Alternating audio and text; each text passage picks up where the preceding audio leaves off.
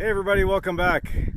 So we're going to switch gears a little bit here today. Over the last few videos I've been showing you lever action rifles patterned after model 1892 Winchesters. We've shown you some Chiappas and an actual Winchester, but today we're going to do something completely different. Now I say that, but today I'm going to show you another Winchester. This one, however, is kind of completely opposite to the ones that we have been showing you. This is a Winchester Model 70 Alaskan. Now this rifle is in 300 Winchester Magnum, and it's a fairly recent production, somewhere around 2017, beginning of 2018. I've had this rifle for a while, but honestly, I just haven't had an opportunity to shoot it much. It's a beautifully finished rifle, but for the deer hunting that I normally do, this is just too much rifle in a 300 Winchester Magnum. But today I thought what I would do is bring it out, have a little bit of fun with it. We're going to do another buckets and bullets test. And if you've seen these before, what I'm doing is I'm setting up 5-gallon buckets of water. We're going to put them all in a row and see how many of those buckets I can get through with this rifle. Now I've done 357s, 44s, 12 gauge, 20 gauge, even a 9mm. But I haven't done anything as big as a 300 Winchester Magnum. I got 6 buckets set up today.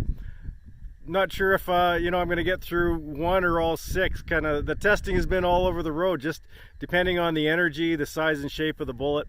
We're going to see what happens. So just a little bit about this rifle.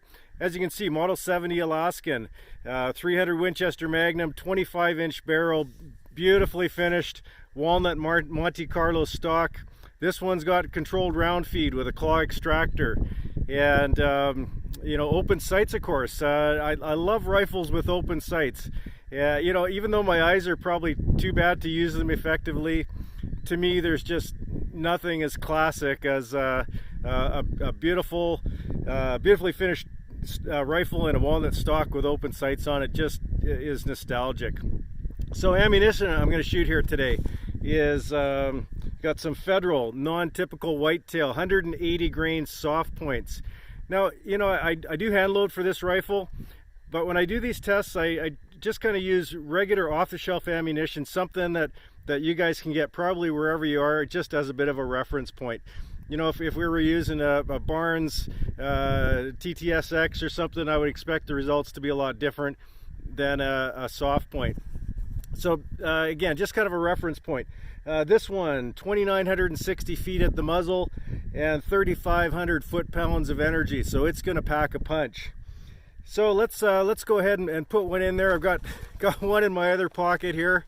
I'm going to load one up, put my earplugs in, and we're going to fire this. I do have another camera set up there, so I'm hoping we're going to capture something a little bit closer up there. So let's give this a whirl.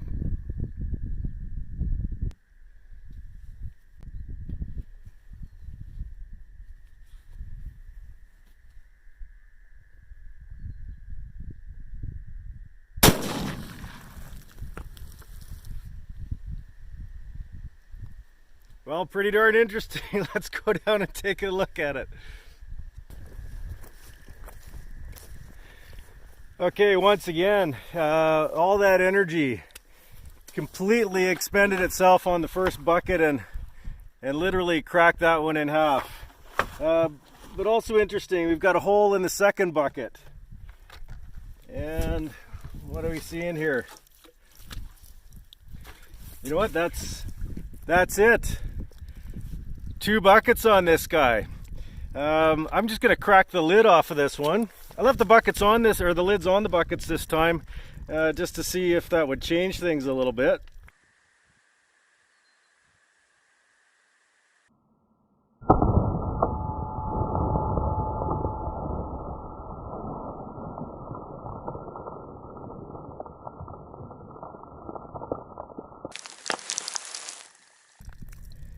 There's some very small pieces of lead in there, but it looks like that bullet more or less completely disintegrated. I'll have to maybe empty the water out of there and take a look, but no big pieces.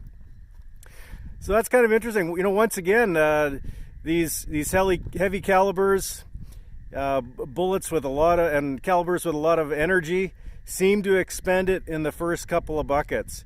Something hard cast and just a little bit more solid will get through multiple buckets. So, you know, that's kind of what I want to see here today.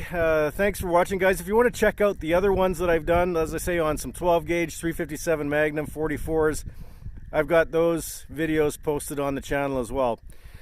So once again, thanks for watching. Until next time, take it easy.